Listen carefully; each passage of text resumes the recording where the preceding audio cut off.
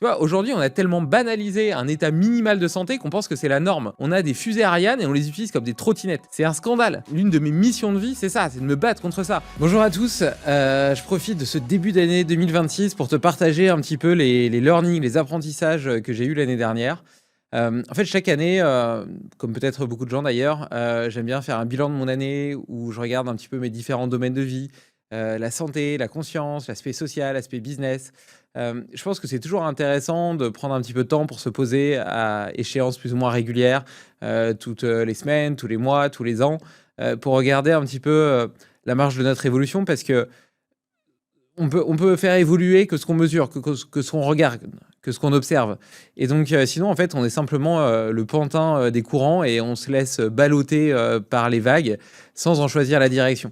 Donc, le fait de prendre du temps, justement, pour ce petit travail introspectif, pour voir un petit peu ce qui s'est bien passé, ce qui s'est mal passé, quels sont nos sentiments par rapport à ça, quelles sont les tâches qui nous donnent de l'énergie par rapport à celles qui nous drainent de l'énergie, quels sont les gens qui nous mettent en joie et qui nous élèvent par rapport à celles qui nous abaissent, quels sont les signaux que nous envoie notre corps, etc.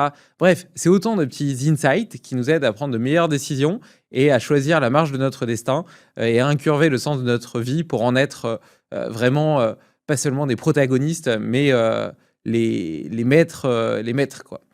Donc voilà, donc moi je le fais, j'ai des revues hebdo, mensuelles et annuelles. Et donc annuelles, je fais vraiment une grosse overview de tout. Et puis j'en profite aussi pour voir un petit peu ce que j'ai appris, ce que j'ai retenu en tout cas de ce que j'ai appris pendant l'année. Et donc je trouvais que ça pouvait être intéressant de te les partager.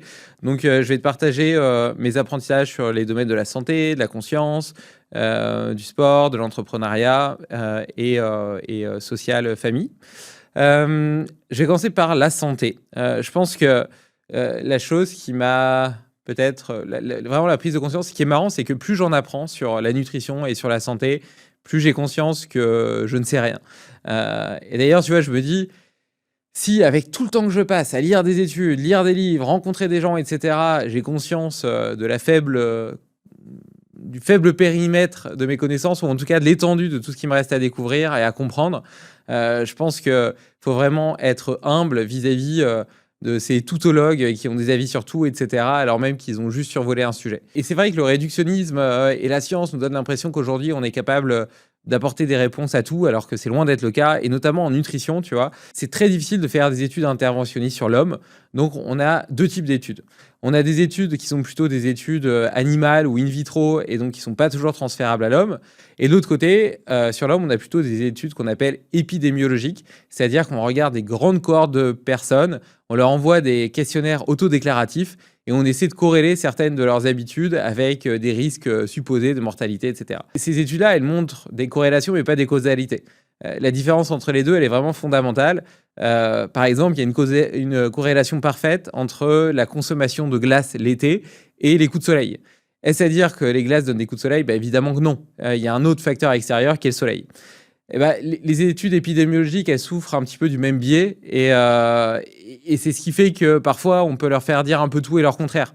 Et tu as des études épidémiologiques, par exemple sur la viande rouge, qui vont te montrer que les plus gros consommateurs de viande rouge sont ceux qui ont le plus de risque de cancer, mais ceux qui en mangent encore plus, en fait leur risque diminue. Et donc au final tu te retrouves avec des incohérences comme ça. Ou alors par exemple le fait de rajouter 2 noix par jour augmente ton espérance de vie de 3 ans par exemple. Et puis en fait, si tu mets bout à bout toutes ces petites études épidémiologiques, tu te retrouves à vivre 300 ans en mangeant 5 noix et puis un peu de tofu. Donc voilà, donc au final, il n'y a personne qui est vraiment capable de te dire quel est le meilleur régime alimentaire pour la santé humaine, d'autant plus que même si on laissait tout ça de côté, quand bien même il y aurait plus d'essais interventionnistes où là on modifie un comportement et puis on étudie deux groupes et leurs réactions face à l'intervention, ça ne tient pas compte du facteur individuel, de l'individualité génétique, des 1000 premiers jours de vie, des croyances de la personne, de son niveau de sport, etc. Et tout ça, pour autant, a un rôle fondamental. Et c'est comme ça qu'on peut voir, par exemple, moi je vois beaucoup de véganes, de végétariens qui, après plusieurs années, s'aperçoivent qu'ils ont des troubles et des problèmes physiologiques et fonctionnels. et qui les pousse à recommencer à manger des produits animaux. Et pour autant, tu as d'autres personnes, genre Kylian Jornet, qui est absolument un extraterrestre avec des volumes d'entraînement que personne ne croirait possible. Tu l'emmènes voir n'importe quel entraîneur, même de haut niveau, il lui dirait que là, c'est sûr qu'il va tomber en surentraînement. Et en plus d'être capable d'encaisser ça, il est végétarien et ça a l'air de très très bien lui convenir. Donc il y a aussi des individualités génétiques qu'une étude qui va toujours se fonder sur une moyenne ne saurait retranscrire. Et d'ailleurs, c'était un petit peu le sens du travail qu'on avait fait avec le docteur Mouton sur la génomique, où on avait essayé de comprendre comment est-ce que certains gènes, notamment le gène ApoE, DIO2, l'amylase salivaire, etc., pouvaient nous aider à faire de meilleurs choix alimentaires et savoir quelle était l'assiette qui nous était le mieux adaptée. Enfin, en tout cas, celle qui était le plus adaptée à nos gènes. Parce que il y a toujours deux forces à l'œuvre. Il y a la génétique et l'épigénétique. La génétique, c'est le piano. Il est fixe, on ne peut pas le changer. Et l'épigénétique, c'est la mélodie qu'on va jouer dessus. Et ça, par contre, on est responsable de nos choix. C'est l'environnement. Et donc, le fait de faire en sorte que la mélodie elle aille bien avec le piano, c'est plutôt chouette. Et ça nous permet potentiellement d'être en meilleure santé, d'éviter l'obésité, etc., d'avoir une meilleure digestion. Et enfin voilà, on parle de tous ces sujets dans une formation qu'on a fait avec le docteur Mouton, donc, qui s'appelle ADN Décode, qui est disponible sur Beyonder et qui, à mon avis, est vachement intéressante sous cette perspective. Mais voilà, si la science, elle peut pas répondre à la question de savoir quelle est la meilleure alimentation pour l'être humain, je pense qu'il y a deux questions fondamentales qu'on peut se poser et qui peuvent nous aider à faire de meilleurs choix et puis à naviguer un peu dans cette cacophonie où, tu vois, là, par exemple, il y a la nouvelle pyramide alimentaire qui est sortie aux États-Unis, qui est littéralement inversée par rapport à la pyramide alimentaire préexistante et celle qu'on a, par exemple, en France. Donc, la pyramide alimentaire normale, elle est fondée sur les céréales. Donc, tout en bas de la pyramide, tu as justement le pain, le riz, etc. Ensuite, tu as les légumes, les fruits. Et puis, en petite quantité, surtout pas trop en manger, tu as les protéines animales, donc viande, poisson, les œufs, et encore au-dessus, les fromages, produits laitiers, ça c'est vraiment presque le diable. Et puis, tout en haut, tu as peut-être les produits ultra transformés. Bon, je suis assez d'accord sur le tout en haut de la pyramide, les produits ultra transformés qui devraient être éradiqués de notre alimentation, parce qu'en plus d'être riches en calories vides, ils sont remplis de composés potentiellement pathogènes, de polluants, etc., des édulcorants, des émulsifiants, des conservateurs, des exhausteurs de goût. Voilà, toutes ces merdes-là qui attaquent notre muqueuse intestinale, qui font une forme de stress et d'inflammation de bas grade et qui créent le terreau vraiment des maladies de civilisation. Et donc cette pyramide-là, cette nouvelle pyramide américaine, elle est inversée. C'est-à-dire que tout en bas de la pyramide, on a des protéines animales, donc du poisson, des œufs, de la viande, des produits laitiers, etc., du fromage. Ensuite, on a les légumes qui ont toujours une place très importante. Ça, on va dire que les deux sont relativement d'accord. Et plus on monte dans les étages, plus on va avoir les fruits et les céréales. Et toujours tout en haut à supprimer les produits ultra transformés. D'ailleurs, c'est intéressant de voir que cette pyramide remet vraiment toutes ces lettres de noblesse aux protéines animales. Et c'est vrai, quand on fait des analyses nutritionnelles comparatives, moi, c'est vraiment un truc qui m'a marqué. C'est de voir à quel point les produits d'origine animale sont riches en nutriments, en vitamines, en minéraux, en acides aminés d'intérêt. Donc évidemment, tu as les acides aminés essentiels, mais tu as aussi tous ceux qui participent au renouvellement des tissus, comme la glycine, le collagène, et puis d'autres acides aminés qui sont très intéressants, la carnitine, la créatine, etc. Donc voilà, donc il y a tous ces acides aminés-là qui sont extrêmement biodisponibles, mais la teneur en vitamines et en minéraux, elle est hyper élevée également. En oméga 3, quand on parle de viande issue d'animaux nourris à l'herbe ou de petits poissons gras. Enfin, voilà, donc on a vraiment une densité nutritionnelle qui est incomparable par rapport au monde végétal. Ça ne veut pas dire qu'il ne faut pas manger de légumes, mais simplement, c'est important de se souvenir de ça parce qu'il y a encore cette croyance populaire qui pense et qui dit que les légumes sont les meilleures sources de nutriments, enfin de vitamines et de minéraux. Et les produits laitiers, ils ont été diabolisés aussi pendant des décennies, notamment en raison de leur teneur en graisses saturées. On s'aperçoit aujourd'hui que les graisses saturées et le cholestérol, c'est pas vraiment un facteur de risque cardiovasculaire. D'ailleurs, pendant longtemps, on a essayé de le diminuer. J'ai enregistré un épisode avec un cardiologue qui expliquait qu'en réalité, les statines qui diminuent le cholestérol, elles augmentent pas vraiment les avantages de survie, elles reculent juste la date de l'événement d'à peu près 15 jours. Donc des gens qui avaient pris pendant 5 ans des statines par rapport à ceux qui n'en avaient pas pris, ceux qui avaient pris des statines, ils ont eu des effets secondaires, en plus ils sont morts 15 jours plus tard. Donc le fait de combattre le cholestérol n'est pas forcément une bonne façon de prévenir les maladies cardiovasculaires. Et en réalité, les taux de LDL, qu'on appelle le mauvais cholestérol, sont plutôt corrélés à la consommation de glucides raffinés qui vont augmenter la glycémie et créer une situation inflammatoire liée à la résistance à l'insuline et augmenter le LDL. En fait, c'est des véhicules qui permettent de transporter des graisses dans l'organisme. Et en fait, cet excès de sucre sanguin doit être géré par le corps. Donc, le corps va sécréter de l'insuline. L'insuline va essayer de faire rentrer ce sucre dans les cellules musculaires ou dans les cellules hépatiques. Mais si les stocks sont déjà pleins parce qu'on ne fait pas beaucoup de sport et parce qu'on on jeûne quasiment jamais, eh bien, le corps va les transformer en triglycérides, qui est une forme de stockage en fait des graisses et qui doivent être acheminées dans les cellules adipeuses. Et qui va emmener, quelles sont les voitures, les transporteurs qui vont emmener ces triglycérides dans les cellules adipeuses? Eh bien, c'est le cholestérol LDL. Donc le cholestérol LDL, c'est pas la cause, c'est le symptôme. Et c'est un symptôme qui est lié à la consommation de glucides raffinés, beaucoup plus que de graisses saturées. Donc les graisses saturées ne sont pas le problème, ne sont pas le coupable. Et d'ailleurs, il y a des études là qui semblent montrer que... et donc, pour le coup, c'est encore des études épidémiologiques. Et j'ai dit qu'elles n'étaient pas de très bonne qualité. Mais étant donné que souvent, elles montrent l'inverse, là, il y en a des plus récentes qui tendent à montrer que les plus gros consommateurs de fromage ont une meilleure santé cérébrale et moins de risques cardiovasculaires. À noter que quand on parle de fromage, c'est pas la même chose que quand on parle de lait. Il y a quand même une différence abyssale entre du fromage au lait cru qui est riche en ferments, en probiotiques, dont une partie des sucres a été prédigérée, etc. Donc la teneur en lactose, le type de caséine, etc. n'a rien à voir, versus du lait UHT vendu en grande surface, où là, il n'y a aucun organisme bénéfique, il a été stérilisé à haute température, enfin... Voilà, ça n'a rien à voir. Le lait en bouteille comme ça qu'on achète en grande surface, c'est un produit ultra transformé. Du fromage au lait cru qui n'a pas été stérilisé, pas pasteurisé, il est rempli de molécules d'intérêt, d'une diversité moléculaire, d'une densité nutritionnelle qui est incomparable. Donc voilà, donc cette pyramide alimentaire, elle est fondée là-dessus. On voit toujours quand même une place importante des légumes. Les légumes, ils sont hyper importants. Ils apportent des fibres, mais aussi des antioxydants, des polyphénols. Et la diversité ici est extrêmement importante. D'ailleurs, je parlais des probiotiques du fromage.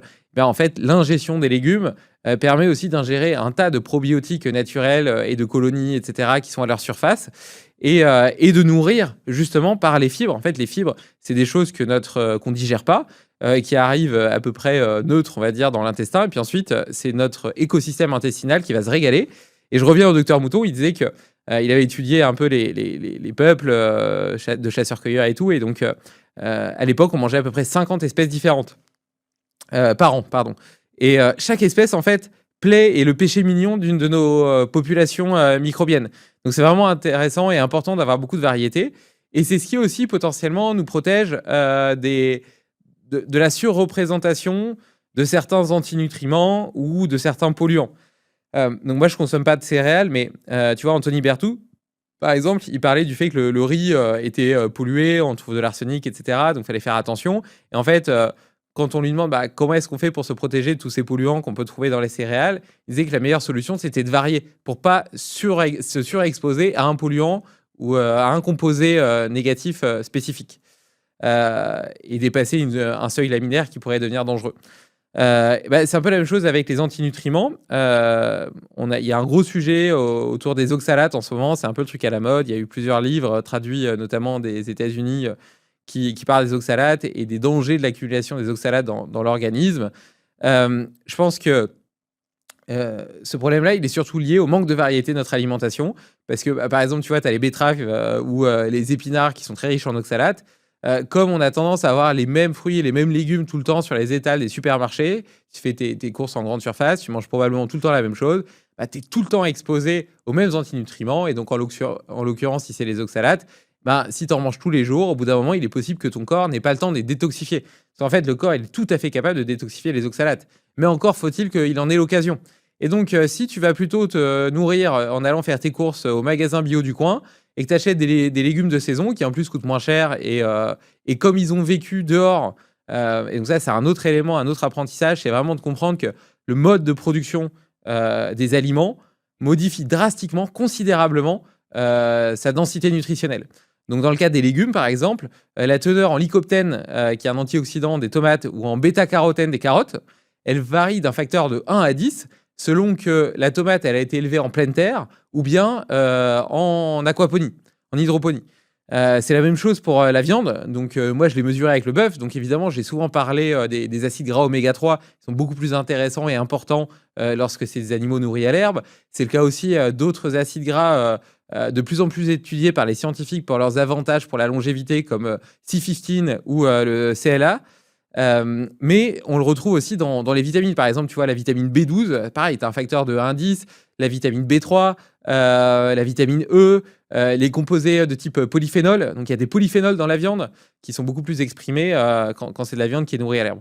Donc, le mode de production, tu vois, à chaque fois, la tomate, elle s'appelle toujours tomate. Le bœuf, il s'appelle toujours bœuf. Mais pourtant, entre la tomate de ton maraîcher et la tomate de grande surface, tu as une densité nutritionnelle qui est radicalement différente.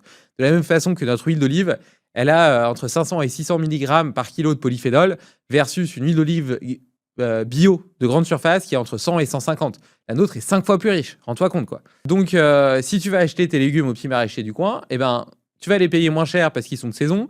Ils vont varier naturellement d'une semaine à l'autre, ce qui apporte de la variabilité sans avoir besoin d'entrer dans des recettes complexes, etc.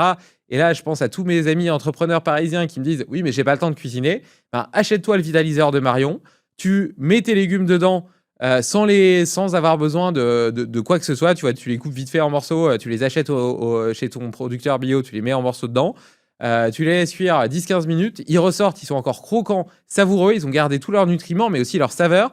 T'arroses ça d'un peu d'huile d'olive féroce avec un peu de gros sel et de nos herbes sauvages. C'est super bon. T'as déjà la moitié de ton assiette qui est faite. L'autre moitié, tu rajoutes une protéine de qualité comme une bonne entrecôte, un haché féroce, des boulettes, du poisson, des œufs. Voilà, au choix, tu vois, tu varies. Et ben là, tu as ton repas qui est parfaitement équilibré, qui est délicieux, qui change tous les jours et toutes les semaines, et tu n'as pas d'accumulation d'oxalate, etc. Parce que naturellement, tu as apporté de la variabilité dans ton alimentation, et en plus, tu as nourri toutes ces populations microbiennes, ce qui favorise justement cet écosystème intestinal diversifié. Donc voilà, donc la première question à se poser, c'était quand je demandais comment faire des choix en nutrition, c'est de s'intéresser justement à notre histoire évolutive. Est-ce que cet aliment, il a fait partie de l'histoire humaine ou pas? Donc tu vois, en l'occurrence, nous, on commercialise du suif de bœuf d'herbe, qui est une alternative au beurre. Bon, bah voilà, c'est la graisse originelle de l'humanité. Depuis qu'on consomme de la viande depuis plusieurs centaines de milliers d'années, voire millions d'années, notre principale source de graisse et donc de calories, c'était la graisse animale. On n'avait pas accès à des olives qu'on pouvait presser, et encore moins à tous les procédés industriels qui nous permettent aujourd'hui de faire des huiles de graines, qui sont des huiles hydrogénées, désodorisées, etc. Enfin, c'est des procédés extrêmement complexes. D'ailleurs, initialement, c'était des huiles qui étaient impropres à la consommation et qui étaient utilisées dans les industries. Et puis après, on s'est dit, bah tiens, si on arrivait à enlever l'odeur, etc., machin, on pourrait peut-être les packager dans des bouteilles transparentes en plastique dégueulasse et puis les vendre aux gens pas cher en leur faisant croire que c'est une bonne alternative aux graisses animales. C'est très loin d'être le cas. Donc voilà, donc tu vois, si on prend la perspective des huiles et des graisses de façon générale, est-ce que l'avocat, on avait l'habitude de le consommer? Oui. Est-ce que le bœuf, la graisse de bœuf d'herbe? Oui. En tout cas, si c'est du bœuf élevé à l'herbe et pas du bœuf industriel. Tu vois, potentiellement, l'huile d'olive, c'est des huiles de graines, tu vois. C'est pas des huiles de graines, pardon, c'est des huiles de fruits, comme l'huile d'avocat. Donc ça n'a rien à voir avec des huiles de graines. Il n'y a pas des procédés hyper industriels pour réussir à les extraire. L'huile d'olive, elle est consommée depuis des milliers d'années.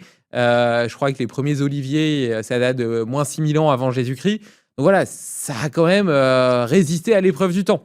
Donc voilà, ça je pense que c'est vraiment une bonne première question à se poser. Et donc il y a peu de chances que quelque chose qui a toujours fait partie de notre histoire évolutive, comme la viande, les graisses animales, les légumes, etc., puisse soudainement nous poser problème aujourd'hui.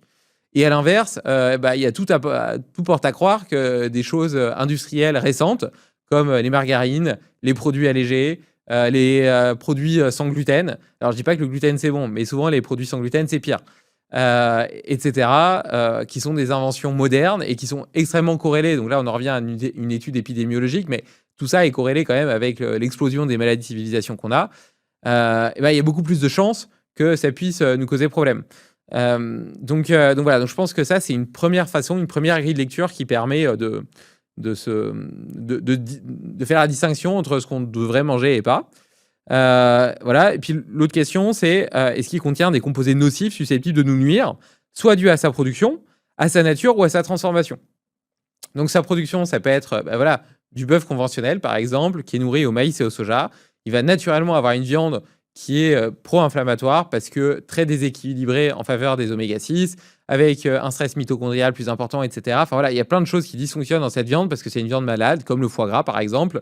Et donc, potentiellement, eh bien, outre la densité nutritionnelle qui est plus faible, c'est une viande qui peut avoir un impact pro-inflammatoire. D'ailleurs, ça a été mesuré, là, pour le coup, par des études interventionnistes sur des humains, où ils ont mesuré les marqueurs sanguins dans le sang 4 heures après la consommation de viande nourrie à l'herbe par rapport à de la viande nourrie aux céréales. Eh bien, la viande nourrie à l'herbe, ils ont mesuré des composés anti-inflammatoires dans le sang humain, et dans celle conventionnelle, ils ont plutôt mesuré des composés inflammatoires. Donc voilà, ça c'est sur le mode de production. Ensuite, qu'est-ce que j'avais dit d'autre? Il y avait sa nature. Donc la nature, c'est est-ce que l'aliment en lui-même, il peut être toxique ou non? Bon, la façon simple de le comprendre, c'est si tu manges un champignon toxique, bon bah voilà, même s'il a été produit de la meilleure façon qui soit et qu'il n'a pas été transformé, il va être dangereux pour toi. Donc il y a des aliments qui potentiellement peuvent être plus dangereux ou dommageables que d'autres. Et puis sa transformation, est-ce qu'on a ajouté des édulcorants, des exhausteurs de goût? Est-ce qu'on l'a chauffé à haute température pour le stériliser, etc. Ce qui a pu créer des processus d'oxydation. Tu vois, je parlais des huiles de graines tout à l'heure qui, en plus d'être riches en oméga-6, sont utilisées parfois pour frire. Donc là, en plus, tu as un bain de cuisson qui a été chauffé à très haute température, qui s'est oxydé, etc. C'est une catastrophe, quoi. Et donc, potentiellement, avec de la production d'acides gras trans, etc. Donc voilà, et donc pour savoir s'ils peuvent nous nuire ou pas, il faut s'intéresser au principe du vivant. Qu'est-ce que, tu vois, si par exemple tu veux me convaincre que la viande rouge est dangereuse pour la santé, déjà moi je trouverais ça illogique parce que elle fait partie de notre histoire évolutive. Et ensuite, je te demanderais de m'expliquer ce qui, dans la viande rouge, peut avoir une réaction physiologique qui crée ou peut générer un terrain fertile à une pathologie. Donc, tu vois, si on parle des glucides raffinés, par exemple, moi, je peux te dire que le glucide raffiné, index glycémique élevé, dans un contexte de sédentarité relativement généralisée et d'absence de jeûne de façon occasionnelle ou régulière, eh bien, augmente de façon très importante la glycémie, de façon trop régulière, et petit à petit fonde une forme de résistance à l'insuline qui, dans le corps et dans le cerveau, qui a toute une cascade de conséquences, de neuroinflammation, de caramélisation du cerveau, d'obésité, de prédiabète, de fatigue du pancréas, etc. Enfin, il y a 50 000 effets secondaires. Ça, c'est physiologique, tu vois. Maintenant, essayer de faire le même exercice avec de la viande, par exemple, et de m'expliquer quel composé, tu vois, peut avoir cette cascade physiologique qui pourrait être négative. J'en trouve pas, tu vois. Donc voilà, donc je pense qu'avec ces deux questions, est-ce que ça fait sens dans notre histoire évolutive et quel est l'impact physiologique lié soit à la production, à la nature ou à la transformation d'aliments peut fonder ses bienfaits ou ses méfaits, nous aide et te permet, toi, de développer ton autonomie de pensée face à tous ces régimes cétogènes, paléo, sans gluten, les gens qui disent qu'il faut manger des produits laitiers ou qu'il ne faut pas ceci et cela. Puisqu'on parle des glucides, je pense que les glucides peuvent être un carburant utile, notamment dans des efforts sportifs intenses, mais tout porte à croire que leur disponibilité a toujours été intermittente justement dans notre histoire évolutive et qu'adopter des phases cétogènes ou de jeûne est essentiel à la santé et à la longévité.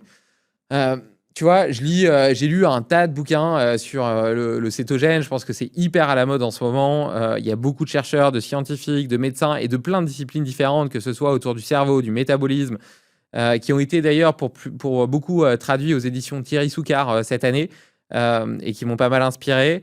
Mais plein de médecins, tu vois, je pense à Anthony Berthoud aussi, etc., qui pourtant sont assez nuancés dans leurs propos, qui montrent que avoir des phases de cétose semble indispensable au bon fonctionnement de notre organisme. Il y a des tas de mécanismes de nettoyage cellulaire, d'autophagie, etc., qui s'activent à ce moment-là, des activations des sirtuines. Enfin, il y a plein de processus qui se passent dans ce contexte. Et toujours dans une espèce de... Donc là, tu vois, on a toujours les deux cases. On a la perspective évolutive, où il y a fort à croire qu'on avait des périodes de jeûne ou des périodes de faible disponibilité des glucides. Donc, de temps en temps, des phases cycliques de cétose.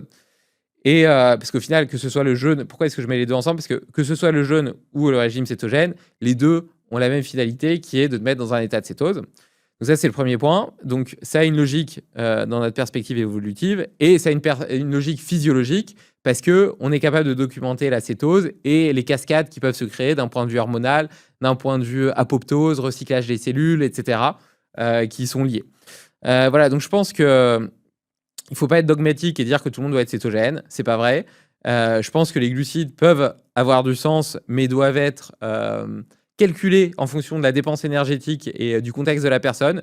Donc, à mon avis, 80% des gens ne devraient pas en manger ou en manger moins. Et puis, 20% des gens qui sont des athlètes, qui s'entraînent pas mal, qui ne sont pas des sportifs sédentaires, c'est-à-dire qui marchent, etc., ont intérêt à inclure des glucides dans leur alimentation parce qu'ils peuvent maximiser leur performance, leur récupération.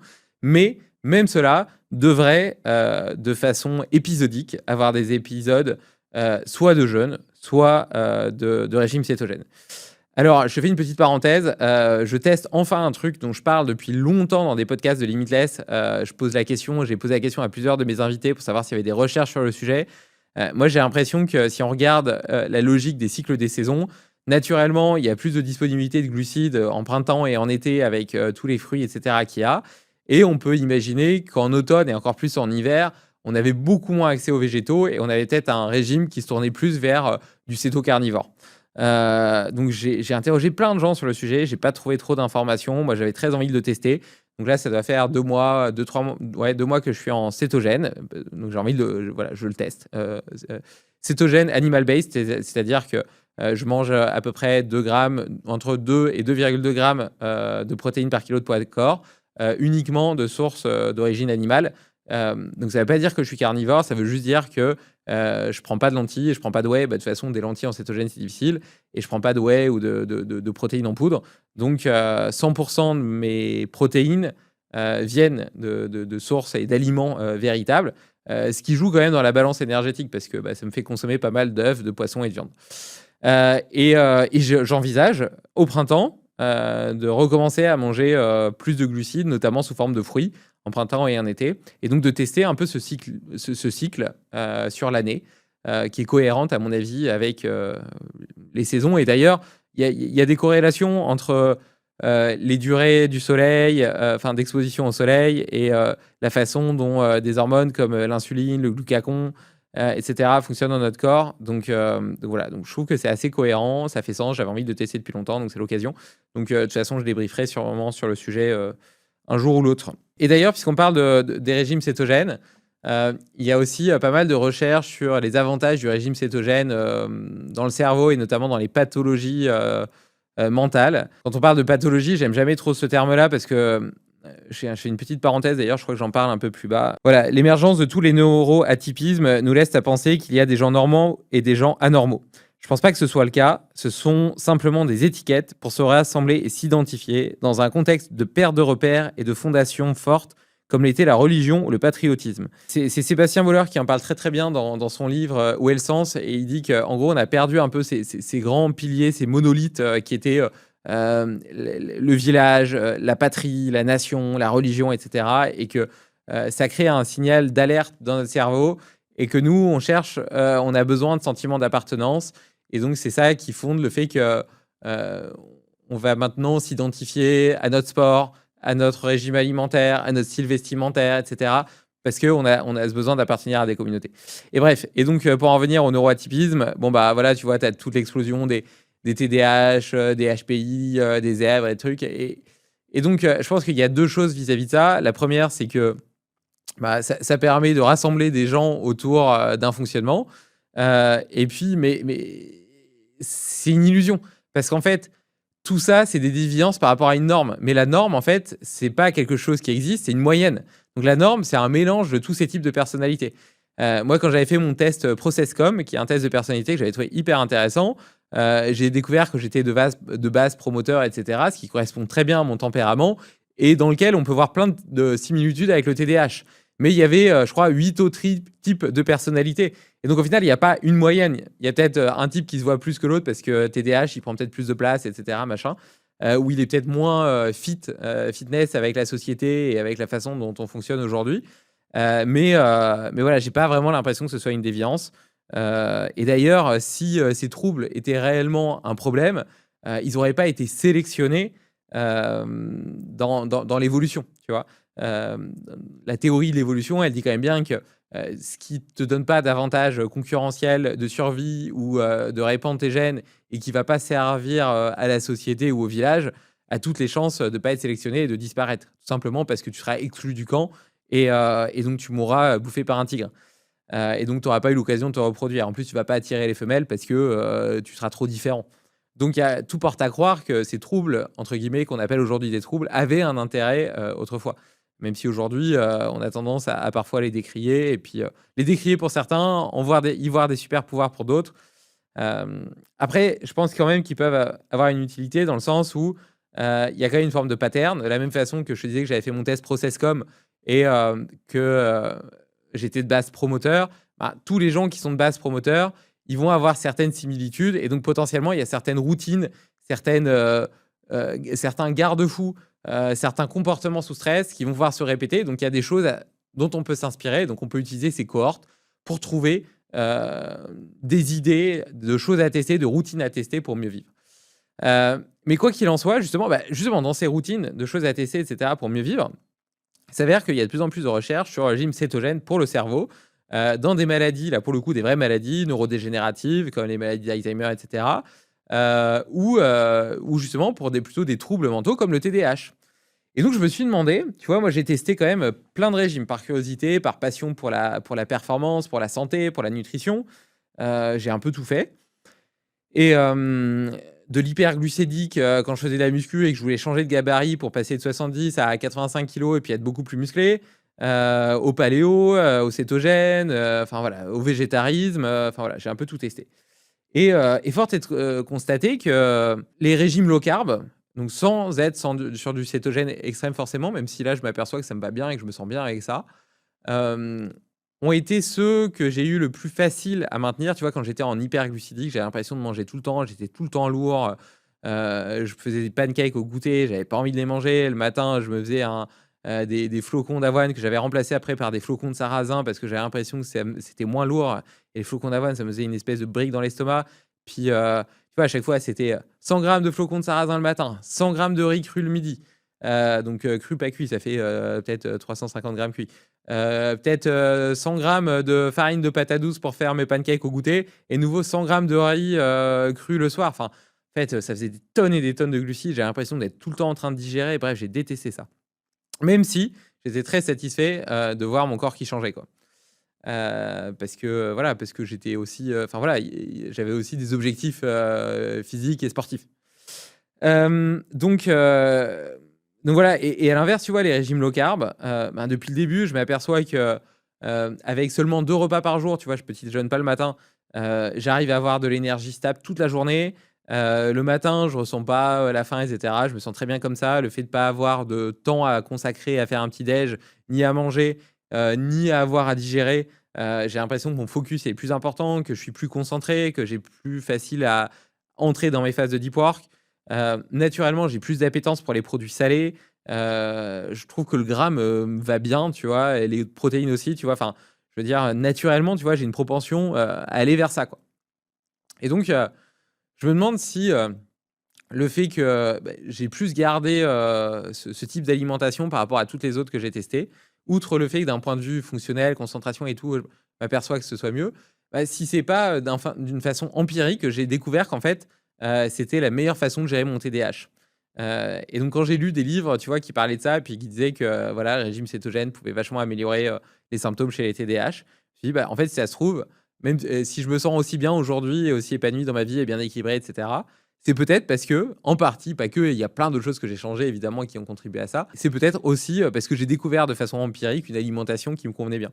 D'ailleurs, je reviens un petit peu au travail qu'on a fait avec le docteur Mouton et qui montre à quel point quand même l'alimentation est un sujet qui est très, très individuel et on doit devenir tous un peu experts de soi-même pour découvrir ce qui nous convient. Donc voilà, notre méfiance envers les graisses saturées, les protéines animales est infondée et tient plus d'un lobbying lié aux enjeux de production agricole, de sécurité alimentaire, de facilité de stockage et d'échange qu'à la volonté de viser la pleine santé. Donc ça, d'ailleurs, c'est un truc, tu vois, quand tu regardes les normes labo, enfin, le système de santé, et cetera, généralement, on cherche un état minimal de santé, pas un état maximal de santé. Il suffit de voir les recommandations, et là, je parle pas de protéines animales versus végétales, hein, mais de protéines tout court par kilo de poids de corps. Je crois qu'en France, on est à 0,86 grammes par kilo de poids de corps. C'est vraiment le seuil en dessous duquel tu meurs, quoi. Et si tu regardes les experts de la longévité, l'anti-aging, et cetera, comme Peter Attiam, il y en a plein. Enfin voilà, ils sont tous d'accord, Gabriel Lyon, enfin, ils sont tous d'accord pour dire que le minimum, ça devrait être entre 1,4 et 1,6 grammes par kilo de poids de corps. Peter Attia lui dit entre 2 et 2,2 grammes par kilo de poids de corps. Bon bref, les données changent, mais le minimum en général est quand même au double de ce qu'on recommande en France. Donc c'est important de le préciser. Et quand je dis les enjeux production agricole, de sécurité alimentaire, et cetera, c'est parce que avec l'explosion démographique de la population, c'est posé la question de savoir comment nourrir l'humanité.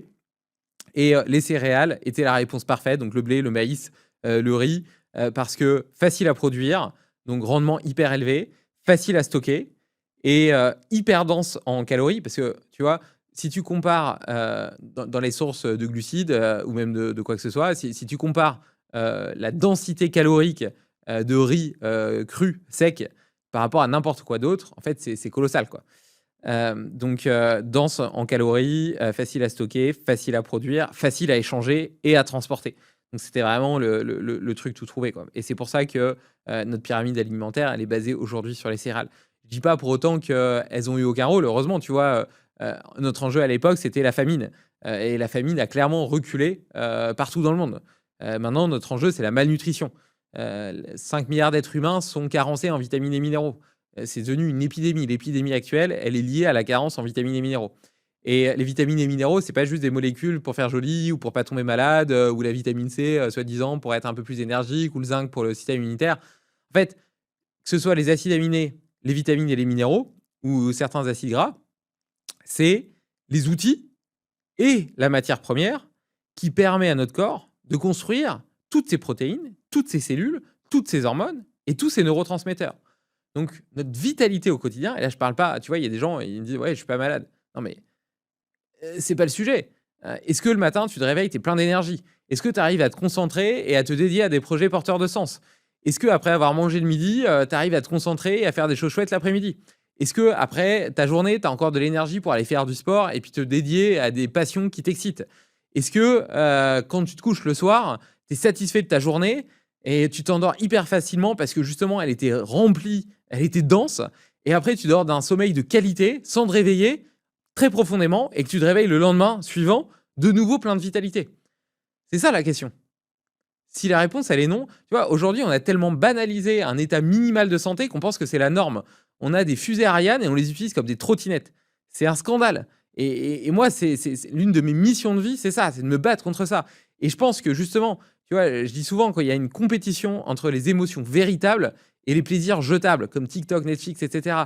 Mais la raison pour laquelle le dé il est pipé et que cette compétition elle est désavantageuse au profit de ces plaisirs simples qui ne demandent aucun effort mais qui t'apportent une satisfaction court terme dont tu te souviendras pas. Tu vois, tu regardes une série Netflix, ça va te satisfaire sur le moment. 3 mois après, tu auras oublié ce que tu as regardé. Comparé au fait d'aller, je sais pas, marcher avec ta femme dans la nature et faire un bivouac ensemble une nuit, et puis il va t'arriver plein d'aventures, tu auras parlé de plein de choses et tu t'en souviendras des décennies. Je pense que c'est le manque de vitalité qui nous fait systématiquement choisir ces plaisirs jetables plutôt que des émotions véritables. Moi, tu vois, je le vois, quand je suis crevé, j'ai juste envie de m'échouer dans le canapé. J'ai pas envie de me lancer dans même, je sais pas, faire un jeu avec ma femme ou même lui faire l'amour, tu vois? J'ai juste envie de m'éclater par terre. Bah, voilà, donc et la vitalité, je vais pas dire que la nutrition est le seul déterminant de la vitalité, mais je suis convaincu que si tu veux construire une maison et que tu as, à la place du ciment, tu as du sable, qu'à la place de ta truelle, tu as tes mains et qu'à la place des briques, tu as des cailloux tout pourris, un peu friables que tu as trouvés, je ne sais où, ben, ta maison, elle aura une sale gueule. et je donne pas cher de sa peau s'il y a un petit peu de vent. D'ailleurs, je te parlais des normes, de l'état de pleine santé, et cetera, une autre compréhension que j'ai eue aussi, c'est les analyses sanguines nous donnent l'illusion du contrôle, mais elles tiennent pas suffisamment compte des variations individuelles. Donc par exemple, tu vois les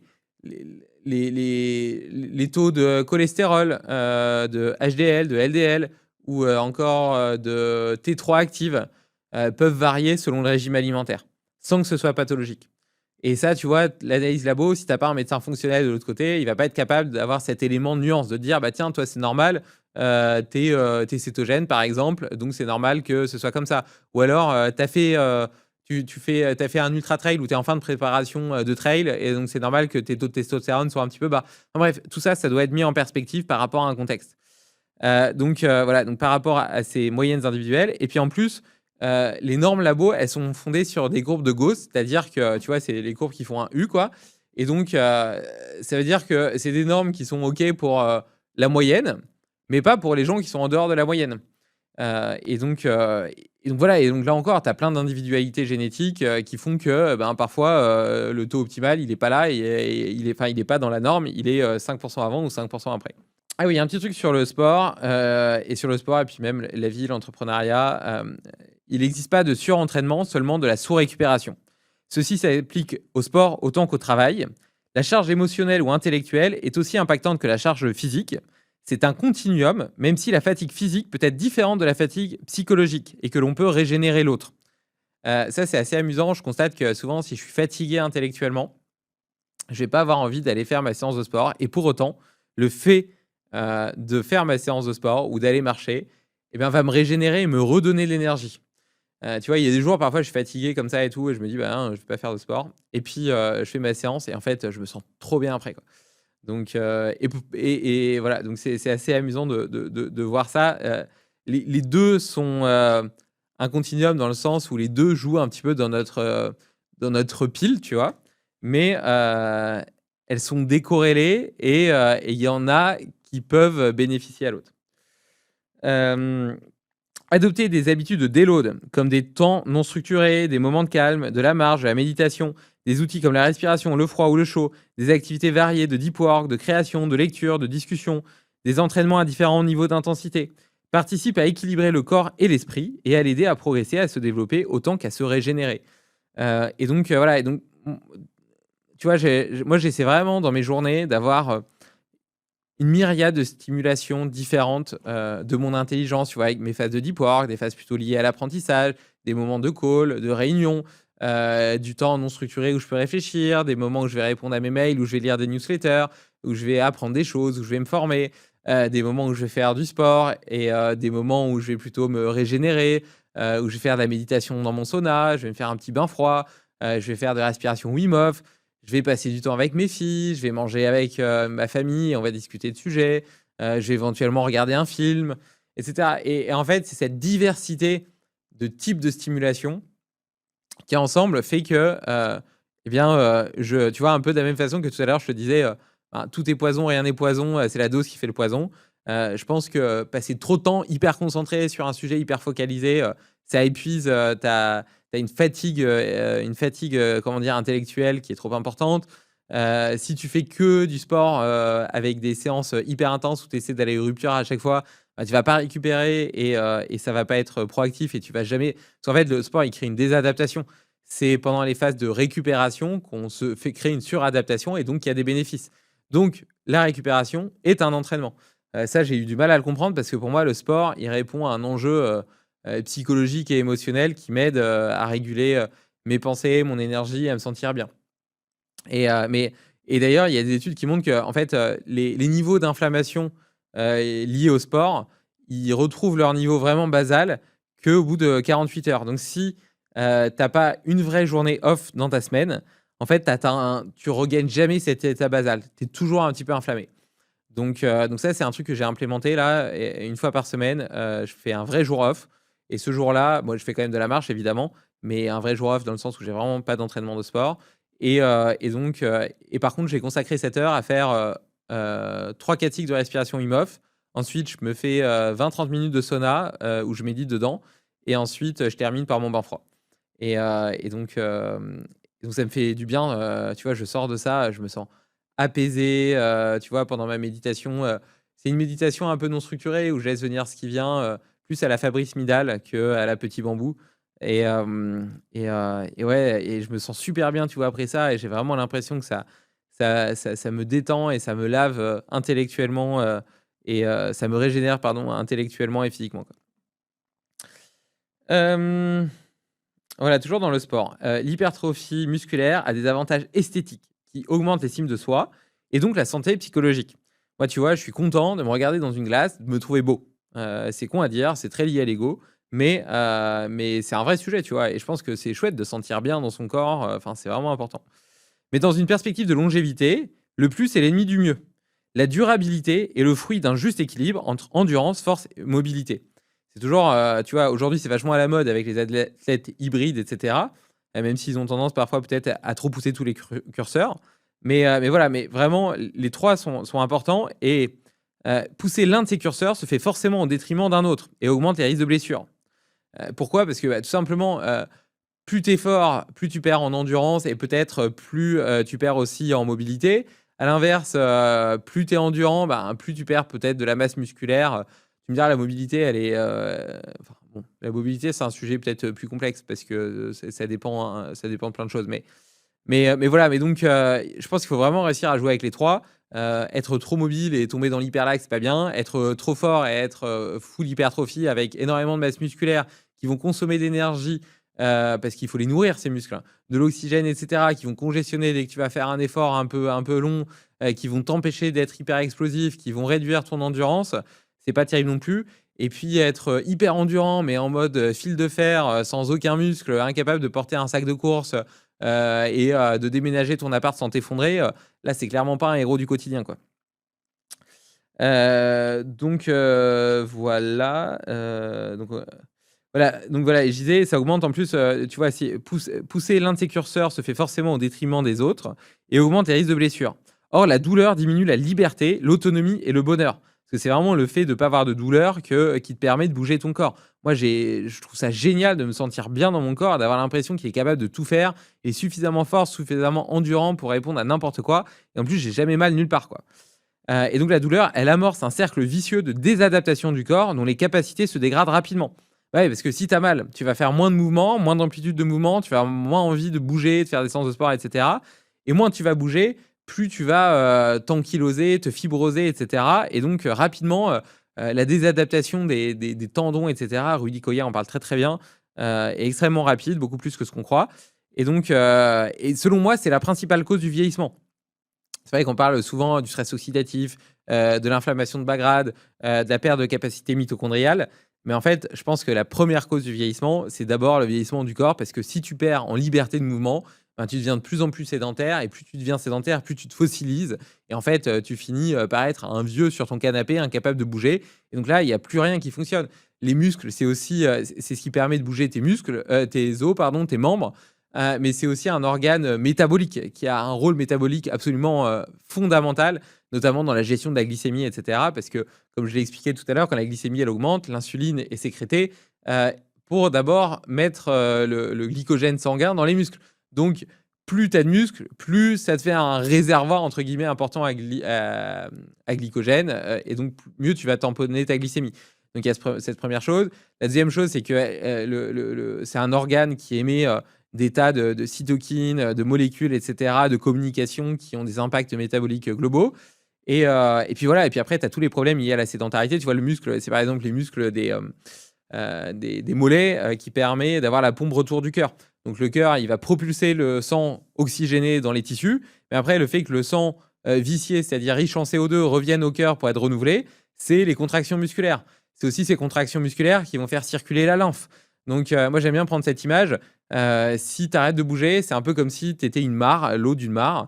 Tu vois, quand elle est stagnante, bah, il y a des algues qui se développent et puis voilà, elle est putride, elle pue, et cetera. Tandis que tu prends une rivière, elle est cristalline, hyper transparente, voilà. Et ben, c'est la même chose dans ton corps. Donc, si tu perds ta capacité à bouger, bah, petit à petit, tu perds toutes tes capacités, ta pression artérielle qui augmente, ta résistance à l'insuline, tu vas avoir potentiellement un prédiabète, etc., des douleurs articulaires, parce que la synovie dans les capsules articulaires, elle ne circule pas, des tensions et des raideurs musculaires, des raccourcissements à certains niveaux, des amnésies des fessiers. Donc tout ça, ça va te faire plein de douleurs partout dans le corps. Enfin, tout se pète la gueule, quoi. Donc vraiment, la base, c'est de rester libre dans son corps. Et d'ailleurs, je parlais tout à l'heure de la biogénèse mitochondriale, mais c'est pareil, la biogénèse mitochondriale, elle est liée au mouvement. Donc, si tu es en train de te fossiliser, tu peux pas bouger, donc tu perds aussi tes capacités mitochondriales. Et les mitochondries, c'est les centrales électriques et énergétiques de nos cellules. Donc, une cellule qui a plus d'énergie, bah, elle est plus capable de se réparer, le système immunitaire, il est plus capable de fonctionner, etc. Lors de la programmation de mon entraînement ou de mes routines, je dois me poser la question, est-ce que je me rapproche ou je m'éloigne de cet objectif? Donc, l'objectif d'avoir ce corps capable à 360, force, endurance, mobilité, sans surpondérer un des facteurs par rapport à l'autre. Je précise quand même, ça ne m'empêche pas de m'entraîner pour remporter de grands défis sportifs, à condition que... Bah oui, parce que sinon, dans cette perspective-là, on pourrait se dire, ouais, mais la performance, la recherche de performance ou le fait de vouloir faire des choses un peu extrêmes, ça se fait forcément au détriment de la longévité. Je suis d'accord, mais je rajoute des éléments de nuance que voici. Donc, moi, j'ai quand même envie de le faire parce que ça répond à certains objectifs, à certaines finalités. Mais donc, j'accepte ça à condition que, 1, il réponde à un pourquoi profond, à une cause noble et participe à me faire grandir tant dans l'épreuve que dans l'entraînement qui la précède. Donc, si, quelque part, je sacrifie un petit peu de ressources physiques pour m'entraîner, pour réussir un ultra-trail par étapes comme je l'ai fait en ce moment, il faut que déjà j'ai du plaisir dans l'entraînement, qu'il y ait une transformation, etc., que ça m'apporte des choses, tu vois. Et ensuite, que l'épreuve en elle-même, elle réponde à un pourquoi, qu'elle m'apporte quelque chose, et que ce soit pas juste pour me faire mousser auprès de mes copains ou de le mettre sur Instagram. La deuxième chose, c'est que les sacrifices et renoncements associés, qu'il s'agisse de temps, d'argent ou de capital santé, sont parfaitement compris, identifiés et acceptés. C'est-à-dire que mon petit 1, c'est-à-dire pourquoi je le fais et le plaisir que j'en retire, est mis en perspective avec les sacrifices, ce à quoi je renonce pour y arriver, et que j'ai conscience de ces sacrifices-là. 3, l'écosystème qui les sous-tendent est optimisé au maximum pour limiter ses effets de bord. En gros, je choisis mes stresseurs. Qu'est-ce que ça veut dire? Ça veut dire que, ok, peut-être que parfois j'en fais trop et que d'aller courir 250 km, c'est physiologiquement un stress trop important pour le corps et potentiellement dommageable. Mais de l'autre côté, je contrebalance avec des habitudes de vie qui sont exemplaires. Dans mon système, il n'y a pas d'alcool, il n'y a pas de produits transformés, il y a une alimentation qui est sourcée auprès de producteurs d'hyper bonne qualité, garantissant polluants, etc. Je fais attention à la qualité d'air que je respire, à la régénération et à l'équilibre de mon écosystème interne, de mon cerveau, au juste équilibre d'ailleurs du temps que je consacre à mon activité physique, à mon travail, à ma famille, à ma régénération, etc. Et 4, le dernier point, l'analyse fonctionnelle, c'est-à-dire l'analyse de mes ressentis, de mes facteurs corporels, donc que ce soit de la qualité de mon sommeil, de ma récupération, ou bien des marqueurs comme la variabilité de ma fréquence cardiaque au repos, la qualité de mes selles, etc. Le fait que je sois malade ou pas. Donc l'analyse fonctionnelle demeure cohérente avec mes objectifs de vie globaux. Énergie, santé, absence de douleur, qualité de sommeil. Voilà, si je commence à me blesser tout le temps, à faire des périostites, des fractures de fatigue, des tendinites, etc., il y a un problème, c'est pas normal. Là, ça fait 2 ans, j'ai pas eu une blessure. Ensuite, la respiration, la mobilité, la méditation sont des habitudes vertueuses et peuvent améliorer la santé et la performance. Il n'y a pas de doute là-dessus. J'ai reçu plein d'invités sur Limites qui le disent, j'ai lu plein de livres sur le sujet, il y a plein d'études qui le montrent. Mais le temps à y consacrer doit être considéré au regard des sacrifices consentis et du plaisir ressenti. Bah ouais, tu vois, si tu passes une demi-heure à t'entraîner pour la respiration, que t'aimes pas ça, que tu le fais tous les jours, bah au final, c'est quand même une demi-heure de vie que tu perds, tu vois. Donc même si ça a des avantages, même si en définitive, ça te fait vivre plus longtemps ou performer, gagner 2% sur ta performance en course à pied, est-ce que ça vaut le coup? Et je dis pas que ça vaut pas le coup. J'ai juste, pose-toi la question. Moi, pour plusieurs choses, je trouve que ça vaut pas le coup. Mais par contre, et donc, je pense que la pratique consciente a beaucoup plus de bénéfices que le fait d'interconnecter ces choses dans le quotidien. Mais parfois, il faut faire des compromis. Et donc, par exemple, tu vois, il y a des choses, j'ai pas suffisamment de plaisir à le faire pour y dédier une séance complète. Donc, par exemple, tu vois, la mobilité, je trouve ça chiant. Ça me fait du bien, je suis content quand je l'ai fait. Après l'avoir fait, je me sens mieux dans mon corps. Mais est-ce que j'ai du plaisir intrinsèque à faire de la mobilité? Non, je préfère soulever des barres ou aller courir dans la nature. Donc ce que je fais, c'est que si je regarde un film ou une série Netflix, et ben, pendant un quart d'heure, je vais me foutre par terre et puis je vais faire mes mouvements de mobilité. Je les connais un peu par cœur, j'ai quelques routines, et cetera. Et puis voilà, je le fais en regardant le film. Et quand je lis des livres, et bien, je les lis. Donc, quand je regarde pas la télé le soir, j'aime bien lire des livres. Et donc, je m'assois par terre. Et donc là, je vais varier les positions. Je vais mettre en deep squat, en ZZ, sur les genoux, etc. Et donc, je vais travailler de façon naturelle et passive ma mobilité. Pareil avec la respiration, par exemple. La respiration, je fais un cycle de respiration Wim Hof et puis après des exercices un peu d'apnée et de respiration lente sous ma douche. Je fais de la respiration carrée quand je suis en voiture. Je fais de la respiration, de la cohérence cardiaque quand je regarde des films. Donc j'ai mon petit quart d'heure de mobilité par terre. Puis après, je m'assois sur le canapé. Et puis là, je vais peut-être faire un quart d'heure de cohérence cardiaque. Tu vois, c'est des exemples. La méditation, je la fais dans mon sauna.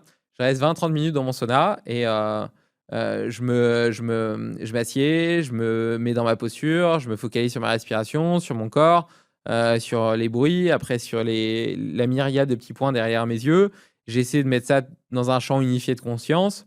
Tout ça, ça me prend, allez, 5-6 minutes et donc ça me permet d'être vraiment présent. Et puis ensuite, je suis juste présent à ce qui se présente à moi.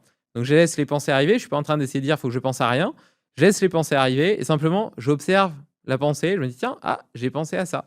Et il y a des choses comme ça qui émergent. Et donc ensuite, je reviens à ma respiration, il y a une nouvelle pensée qui vient et paf, j'ai ce jeu-là. Et puis parfois, je dirige un peu ça. Si par exemple, j'ai eu des colères, des contrariétés, des comportements que j'ai pas compris, j'essaie d'utiliser ce temps-là à profit pour me demander bah tiens, pourquoi est-ce que par exemple, ma fille a fait ceci et puis j'ai ressenti de la colère intérieure ou de la tristesse que j'ai trouvé disproportionnée par rapport à ce que j'aurais dû ressentir. Pourquoi? Qu'est-ce que ça éveille chez moi? J'en arrive au niveau de la conscience. Je te disais tout à l'heure que pour moi, le sport, c'était difficile parce que ça m'aidait aussi à réguler mes émotions. Bah, je te parlais de mon TDAH, de ma tendance à être hyperactive. Le sport a été pour moi un véritable game changer dans la régulation de mes émotions, de mon cerveau, etc. Et donc, initialement, tu vois, je pense que si tu me poses la question, je pense que je préfère la muscu au trail. Mais pour autant, je préfère le trail à la muscu. Tu vas comprendre cette contradiction, c'est qu'en fait, dans le trail, c'est que ça répond pas seulement à un effort sportif, c'est aussi une thérapie pour moi. C'est une bulle d'introspection seule avec moi-même. J'ai besoin de moments seuls, j'ai toujours eu ce côté un peu solitaire, etc. Maintenant, je vis avec ma femme et mes filles, je suis très heureux comme ça. Mais donc, des vrais moments seuls, bah, en fait, c'est potentiellement pendant mes séances de sport. Et là, je suis seul en montagne, etc. Et ça me fait du bien d'être seul. Donc déjà, le fait d'être seul me fait du bien. C'est suffisamment cyclique, tu vois, tu as ce côté quand même redondant où ça nécessite pas une concentration hyper importante.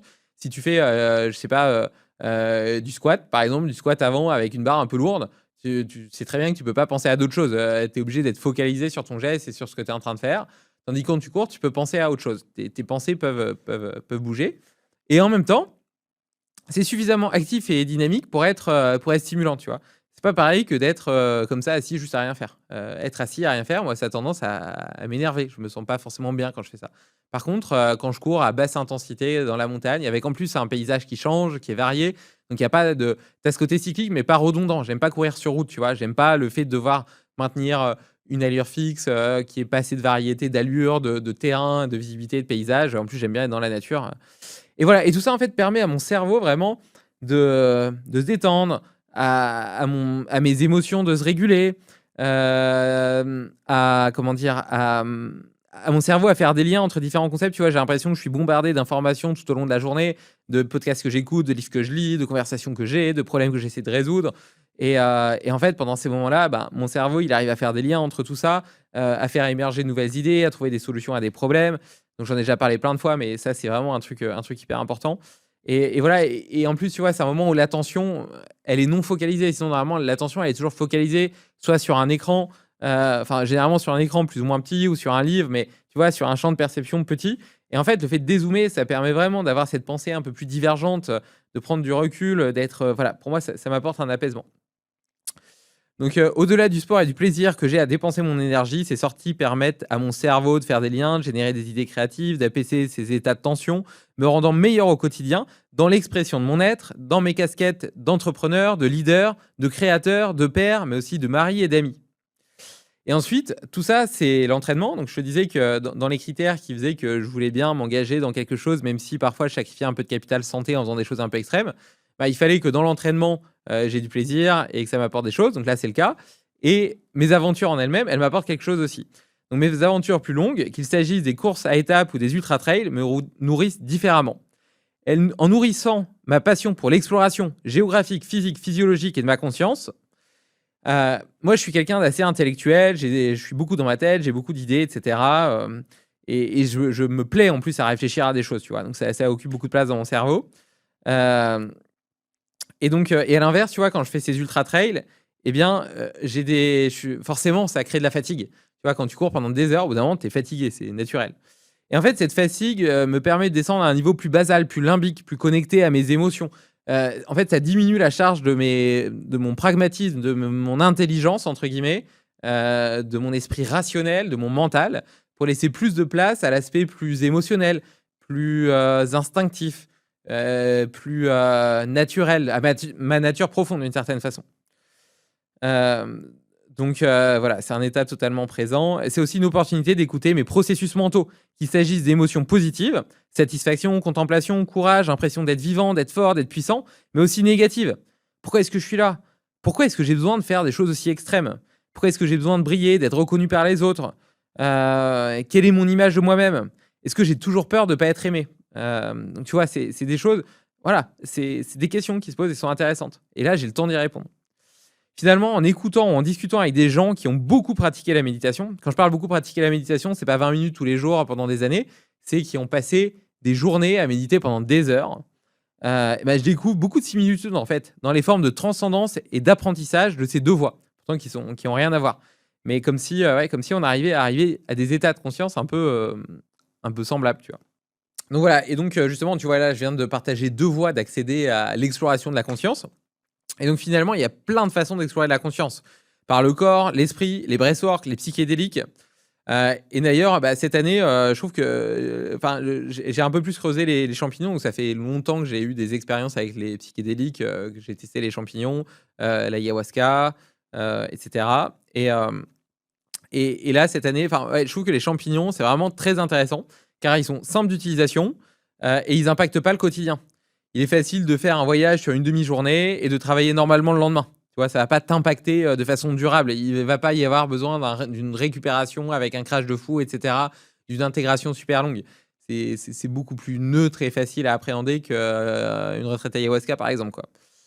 Donc moi, j'aime particulièrement ce protocole où j'en prends vers 11 heures. Je fais un breathwork pendant que ça monte, donc ça met à peu près 1 heure à monter. Donc je fais des respirations Wim Hof, etc. Ensuite, j'ai le voyage qui dure jusqu'à 14-15 heures. Et je fais un déjeuner en pleine conscience. Et là, les sens sont décuplés. Donc, c'est juste un orgasme gustatif. Et puis après, je fais une longue marche dans la nature pour rentrer en fin d'après-midi.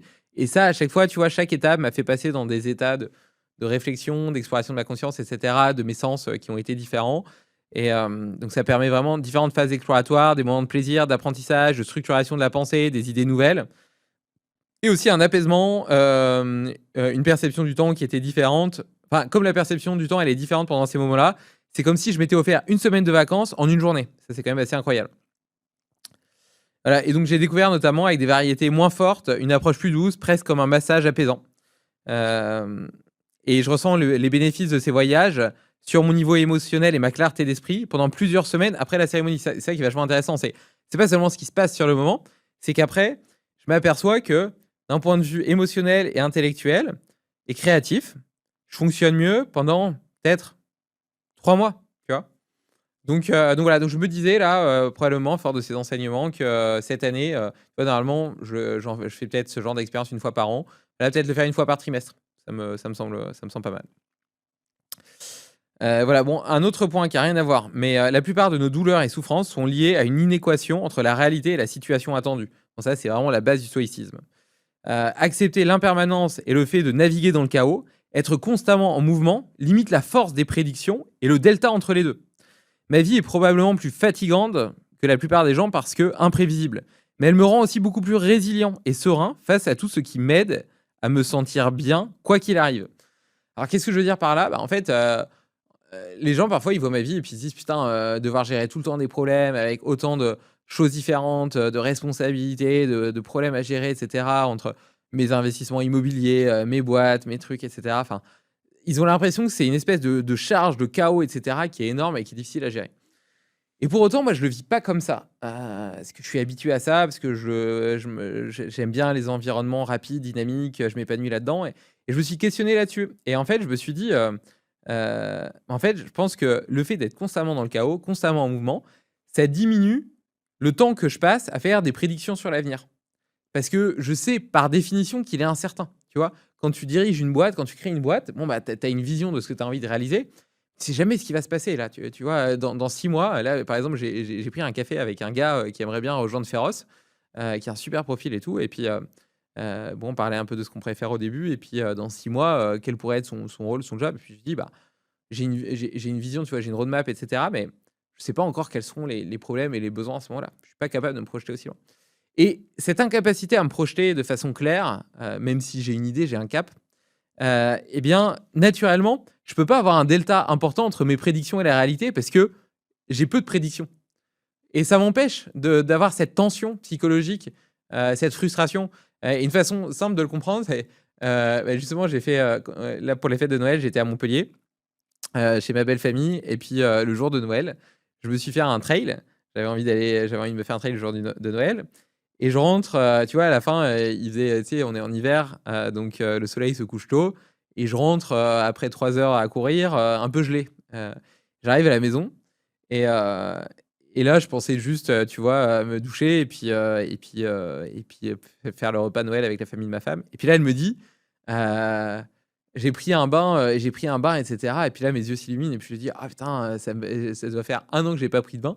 Ah, ça me ferait trop plaisir de faire un bain, et cetera. Tu gardé l'eau? Et puis elle me dit: «Non, mais tu peux t'en faire couler, tu as le temps, et cetera». Et là, tu vois, je m'imagine, je me projette dans le bain, je me dis: «Waouh, ça va être trop bien et tout». C'était inespéré, tu vois? J'y pensais pas, je l'attendais pas. Mais là, le fait de savoir que ça allait arriver, je me dis: «C'est vraiment le truc que j'ai envie, quoi». Et on commence à faire couler l'eau et en fait, il y avait pas assez d'eau chaude et donc le bain est tiède froid, quoi. Et là, déception et puissance 1000, quoi. Vraiment. Alors que s'il y avait pas eu de baignoire ou si j'avais pas pensé à prendre un bain, j'aurais jamais ressenti ça. Mais là, je me sens vraiment, putain, mais dégoûté de chez dégoûté, quoi. Voilà, donc juste par rapport au neuroatypisme et donc aux différents types de personnalités, j'ai écrit: «Nos qualités et spécificités peuvent être utilisées à bon ou à mauvais escient et il tient de notre responsabilité de tirer parti de notre personnalité de la meilleure façon qui soit, en exploitant nos zones de génie, en prêtant attention à la façon dont on dépense notre énergie». Et donc ça, c'est lié au fait que, tu vois, moi, je trouve que tout est équilibré dans la vie. Tout est toujours les 2 faces d'une même pièce. Mon côté, hyperactif, mon intelligence rapide, et cetera, m'aide à prendre, des décisions, à rapidement itérer et puis à être bon entrepreneur. Mais en même temps, c'est ce qui fonde, le fait que j'ai tendance à vouloir en faire toujours plus et avoir du mal à m'arrêter et à me régénérer. C'est juste un exemple, mais j'ai pendant longtemps eu, des excès, dans les drogues, et cetera, par le passé. Et donc c'était une façon négative de donner, un sens, à ce trait de ma personnalité, un peu extrême. Et maintenant, ce côté extrême, ben, je l'exprime dans, des ultra trails, en autonomie, à l'autre bout du monde. Tu vois? Et donc, c'est la même énergie à la base, tu vois? C'est juste que je l'ai dirigée différemment. Donc je pense que tout ce qu'on prend pour des défauts sont aussi des qualités, tout ce qu'on prend pour des qualités sont aussi des défauts et ça dépend simplement de la façon dont tu diriges cette énergie vers quelque chose de positif ou non. Donc ça veut dire que, même enfin, tu vois, moi, j'ai tendance à dire que, heu, on n'a pas de problème de personnalité, on ne doit pas aller régler nos problèmes, nos traumas, nos défauts, et cetera. On ne doit pas essayer de se changer. Si on ressent une inéquation entre, ce qu'on est et notre environnement, c'est pas nous qu'on doit changer, c'est l'environnement. C'est-à-dire les tâches qu'on accomplit, le travail qu'on fait, peut-être les gens avec qui on interagit qui sont pas adaptés à nous. Moi, depuis que j'ai compris ça, mais ça a changé ma vie. Maintenant, j'ai des amis, que j'adore et qui m'épanouissent énormément. Je passe mon temps dans mes zones de génie, qui sont des tâches, qui me nourrissent, profondément et qui me donnent une haute satisfaction, de moi parce que j'ai l'impression, d'utiliser mes talents naturels, mes compétences et en même temps que c'est des choses que j'adore faire et qui répondent à ma mission de vie, tu vois? Voilà, mais ça ne veut pas dire que les choses sont fixes. On est quand même en constante progression et l'exploration de notre être ou de notre conscience nous aide à grandir, à nous transformer. Ainsi, même si je ne cherche pas à me transformer, mieux je me comprends, meilleur je suis. Et ça, tu vois, dans cette perspective, les ultra trails dont je te parlais, c'est une vraie thérapie. J'essaie aussi d'être attentif aux remarques et aux critiques des autres. La réaction basique face à une critique est de la rejeter, de se mettre en colère ou de répondre par une critique portée à l'autre. C'est un mécanisme naturel de défense, mais il ne nous aide pas à évoluer. Lorsque je ressens cet énervement, j'essaie de m'apaiser, d'écouter sincèrement et de m'engager à essayer de m'améliorer. Quand je dis je vais essayer de m'améliorer, tu vois, par exemple, ma femme me dit oui, tu laisses toujours traîner tes trucs, machin, etc. Bah, je vais essayer de m'améliorer. Elle est, comment dire, elle se sent écoutée et considérée dans sa demande et dans sa remarque. Donc, c'est suffisant et elle va pas insister. Et moi, le fait de dire essayer, ça veut dire oui, je vais changer, je vais essayer. Ça diminue, tu vois, la tension, la pression que je pourrais me mettre et cette injonction à devoir être parfait, tu vois, et qui pourrait me décourager d'essayer. Si malgré tout, au final, elle me dit quelque chose et que justement, je dis, je vais pas essayer de changer, mais que je vois ça comme une agression en mode, je suis pas assez bien et en même temps, je vois pas comment être mieux parce que c'est quelque chose qui est difficile pour moi. Et tout ça, c'est des processus inconscients et que ça donne lieu à une dispute ou à un conflit. Eh bien, il y a un truc qui m'a beaucoup marqué, c'est que la qualité de la relation prévaut sur le fait d'avoir raison. Souvent, on a tendance à cristalliser notre position parce qu'on veut prouver à l'autre qu'on a raison et donc et l'autre veut faire pareil et c'est ça qui crée le conflit. Alors même qu'on s'en fout, tu vois, ça peut être un détail, une connerie. Tu vois, je me suis disputé, ça fait longtemps qu'on ne s'est pas disputé. Je me suis disputé il y a pas longtemps avec ma femme parce que je voulais mettre la lumière rouge dans ma cuisine pour pouvoir en faire pendant que je fais ma mobilité, pendant que je fais mon café. Et elle me dit que c'était pas beau, et cetera. Et je lui avais dit, bah, enfin, voilà, moi, c'est à cet endroit-là que je veux le faire parce que c'est pendant que je fais mon café et tout, sinon j'ai pas d'autre moment pour la faire. Et puis un jour, je reviens, elle a rangé la cuisine, elle a viré ma lumière rouge, elle me l'a mis dans le bureau. Et moi, je lui dis: «Mais je t'avais dit de pas la mettre là-bas, c'est» enfin voilà. Et puis elle me dit: «Oui, mais moi, je veux pas la voir dans la cuisine». Le «je veux pas» l'avoir. Donc en gros, moi je me suis senti absolument pas considéré dans ma revendication, dans le fait qu'on partage, ce lieu commun, dans la discussion et puis voilà, tu vois? Il y avait vraiment ce jeu que je trouvais fort et cetera et donc ça m'a mis en colère il y a un placard avec des vêtements et puis, moi je m'étais dit: «Bah, on aurait pu la mettre dans ce placard-là», sauf qu'elle range ses manteaux et puis entre ses manteaux elle et ceux des filles, ça prend tout le placard. Alors que moi j'en ai aucun dedans. Alors là, par énervement, j'ouvre le placard et je vire 3 manteaux que je jette par terre pour aller remettre ma lumière rouge dedans.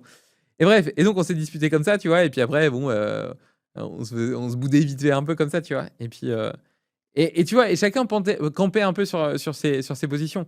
Alors qu'au final, on s'en fout de savoir, qui avait raison et tout. En plus, à la fin, Constance, elle était d'accord de me la mettre et cetera. Enfin, tu vois? On était capable de trouver un compromis.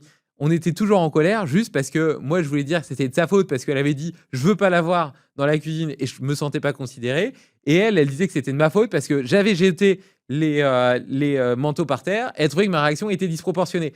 Et donc en fait, notre dispute et le fait qu'on reste disputé était seulement lié au fait de vouloir avoir raison, de savoir est-ce que c'était elle qui était responsable de la dispute, par, ce qu'elle avait dit ou est-ce que c'était moi qui étais responsable de la dispute par rapport au fait que ma réaction était disproportionnée? Et franchement, qu'est-ce qu'on en a à foutre? Absolument rien, tu vois?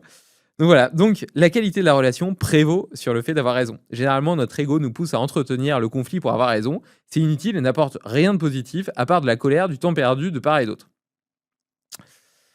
Donc ça, j'en ai parlé, dans une newsletter, c'est assez intéressant. Nous venons au monde avec 2 besoins fondamentaux. D'un côté, nous avons tous besoin de nous ancrer, de vivre en sécurité, entourés de personnes fiables. Donc là, ça répond à notre besoin de prévisibilité, de sécurité. Mais trop de stabilité nous fossilise et nous mourrons à petit feu. De l'autre côté, nous avons tous besoin de liberté, d'explorer, d'innover, de nous transformer, d'exprimer notre singularité. En gros, de partir à l'aventure. Mais trop de liberté crée du chaos, de l'anxiété et nous épuise. Nous portons en nous ces 2 besoins. Mais chacun privilégie souvent l'un ou l'autre selon son histoire, son enfance, sa personnalité ou la phase de la vie qu'il traverse. Et souvent, en couple, on choisit inconsciemment un partenaire qui incarne le pôle opposé. C'est exactement ce que je ressens avec Constance. Et c'est pour ça qu'on fait une équipe du tonnerre dans la vie et aussi dans la gestion de Féroce, puisque maintenant c'est mon associé. Donc après, un autre truc que je trouvais intéressant, c'était ce que j'appelle l'égoïsme bienveillant. C'est une pensée que j'écris aussi en newsletter. Voici comment la plupart des relations amicales ou amoureuses fonctionnent. Je fais une supposition sur les attentes de l'autre et j'essaie de m'y adapter pour lui faire plaisir. Ce mécanisme est dangereux car il me place dans une posture où Je n'ose pas exprimer mes besoins de peur de paraître égoïste. Je me force à faire des choses dont j'ai pas envie pour faire plaisir à l'autre. Et ces actions reposent souvent sur des suppositions erronées, au moins en partie. C'est-à-dire, je suppose que l'autre, il a envie de trucs, mais en fait, si ça se trouve, c'était même pas ça, quoi. Pour de meilleures relations amoureuses et amicales, je pense que l'égoïsme bienveillant est une meilleure option. J'exprime mes besoins. Comme je les exprime, les autres n'ont pas à les deviner. Et en exprimant les miens, j'ouvre la voie à l'expression des leurs. Et ça, c'est un truc qui est hyper vrai, tu vois, en famille, etc. Moi, j'ai besoin, par exemple, de bien dormir la nuit. Le sommeil, pour moi, a été une bête noire pendant de nombreuses années. Et je mettais 2 heures à m'endormir le soir. Je me réveillais fatigué le lendemain. Enfin, bref. Et ça, quand tu as mal dormi, ta journée, elle est tout de suite beaucoup moins chouette. Et donc, voilà. Et maintenant, j'ai réussi à mettre en place tout un tas de routines, d'organisation de vie, etc., qui fait que j'ai un sommeil parfait, quoi. Je m'endors en 5 minutes, genre hyper profondément, je me réveille plein d'énergie et pour moi, c'est tellement précieux que c'est dur pour moi de sacrifier ça, quoi. Et donc ça implique notamment que je me couche à l'heure habituelle, c'est-à-dire généralement 21h30, 22h.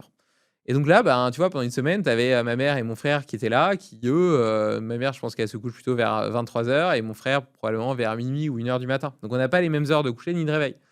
Ah voilà, bah moi j'ai exprimé mes besoins. J'ai dit que ben, on peut partager le repas ensemble, faire un jeu ensuite, voilà, mais à 21h30, 22h, je vous montrais me coucher.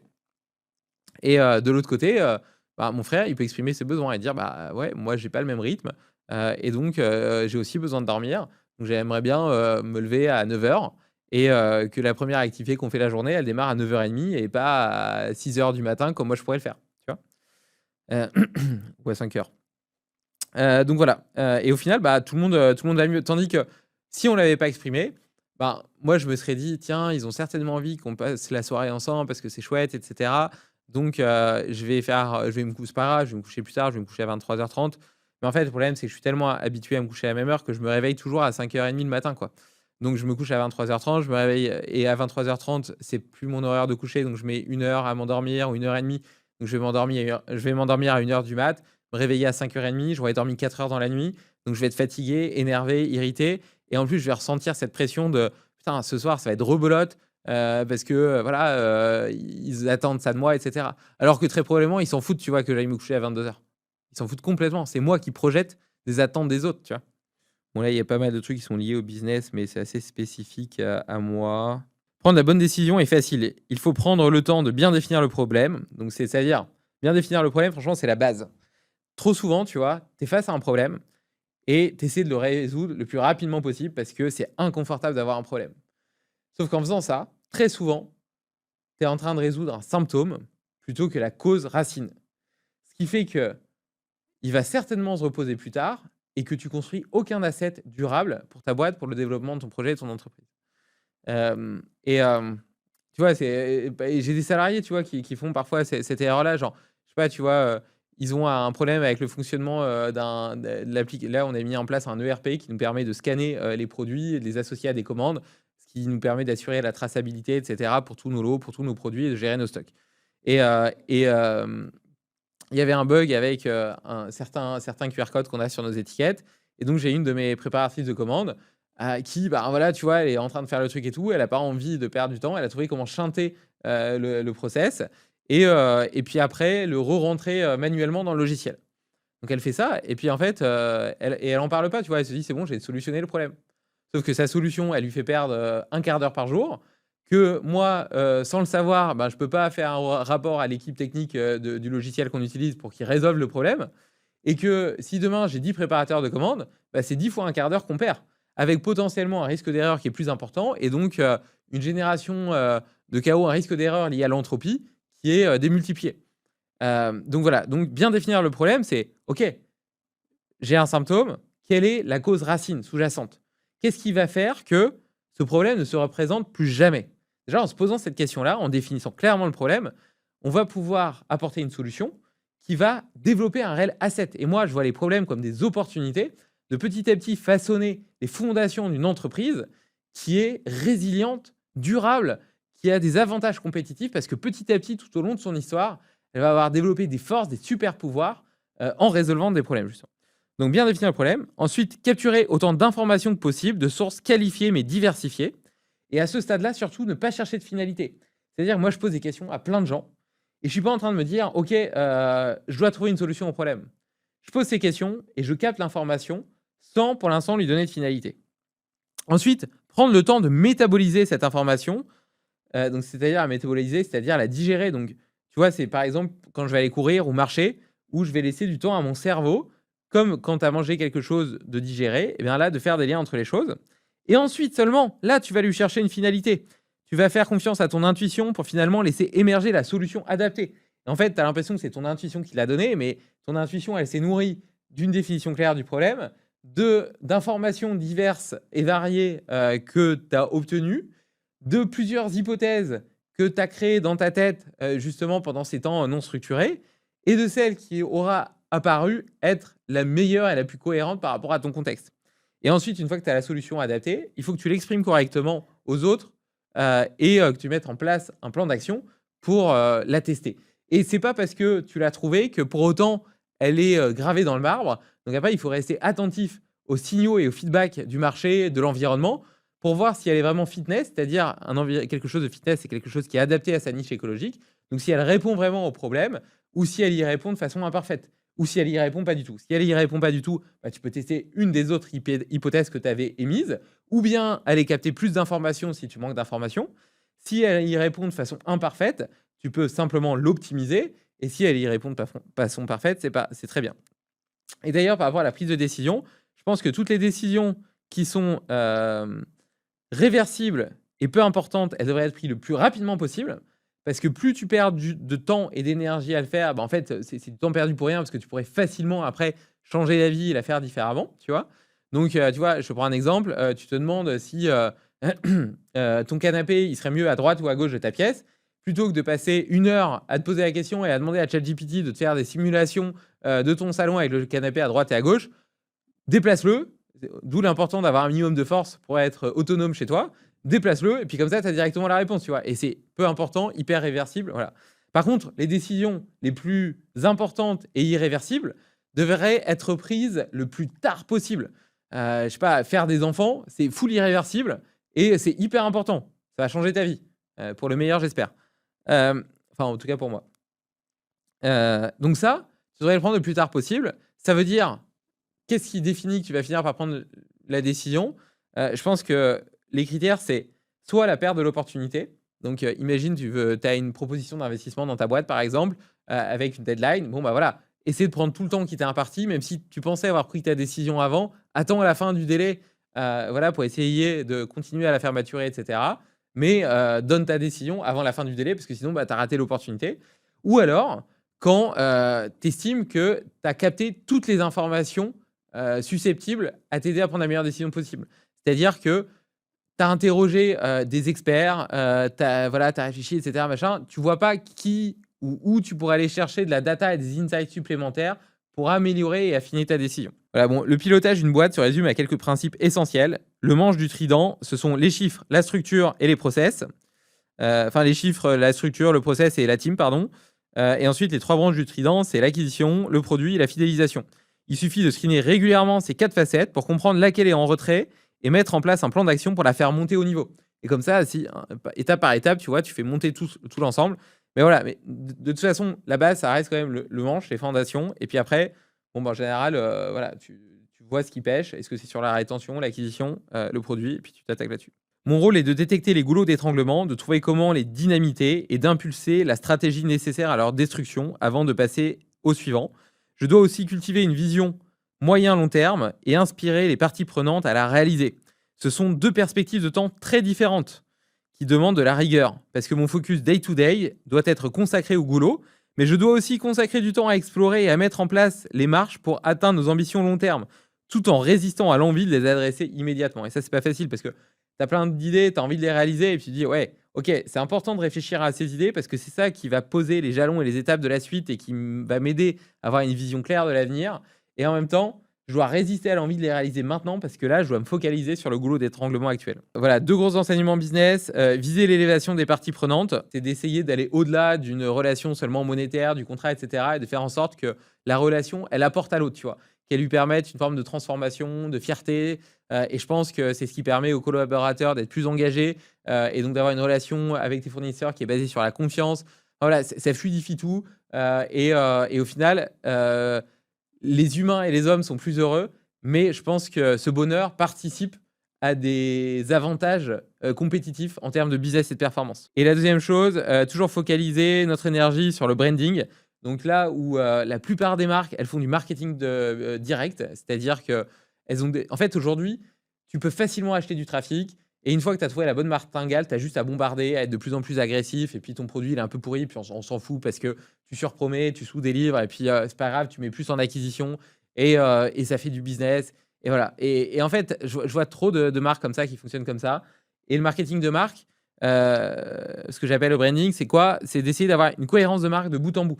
Depuis le premier touchpoint avec le client jusqu'à l'utilisation du client, le marketing, les pages du site, son parcours client, la réception de la commande, l'utilisation des produits, le produit en lui-même, le contact avec le SAV. En fait, vraiment, essayer de rechercher l'excellence à tous les niveaux. Et d'ailleurs, il y a des, tu vois, là, je commence à bosser un peu avec des agences sur Pharos et on a des cohortes. Et donc, par exemple, 86% des clients qui ont commandé en décembre 2024 ont passé une deuxième commande en 2025. C'est juste colossal, 86%. Ça veut dire que 86% étaient suffisamment contents de leur première commande pour recommander. Et parmi les gens qui sont abonnés en décembre 2024, 90% sont encore abonnés en décembre 2025. Ça, j'en parle avec les agences, elles n'ont jamais vu des chiffres pareils. Ça les hallucine, quoi. Ça les sidère. Elles me demandent comment je fais. Et je leur dis, j'ai rien fait de spécial, en fait. C'est simplement que je fais une promesse à mes clients et que je la délivre. Voilà. Je surpromets pas. Et par contre, j'essaie de sur-délivrer. Voilà, bon, écoute, on arrive au bout du temps imparti. J'espère que tu as trouvé ça intéressant. J'aurais eu peut-être quelques petites choses à dire sur les réflexions que je me pose en ce moment. Mais écoute, je partagerai ces réflexions et le fruit de ces réflexions dans ma newsletter. Donc, si tu n'es pas encore abonné, c'est l'occasion d'y aller. C'est sur Substack et j'y partage 2 fois par mois. Justement, mes tests, mes explorations, mes entraînements parfois, mes inspirations, les podcasts que j'ai écoutés qui m'ont intéressé, les livres que j'ai pu lire. Tu vois, mon jeûne à la sardine, des backlogs de grandes aventures que j'ai vécues, des choses qui sont passées dans ma boîte. Enfin voilà, c'est très varié et c'est un peu les coulisses, on va dire, de ma vie d'entrepreneur, de papa, d'explorateur du potentiel humain et d'athlète et de passionné de la santé. Voilà, merci pour ta fidélité et puis à bientôt pour de nouvelles aventures.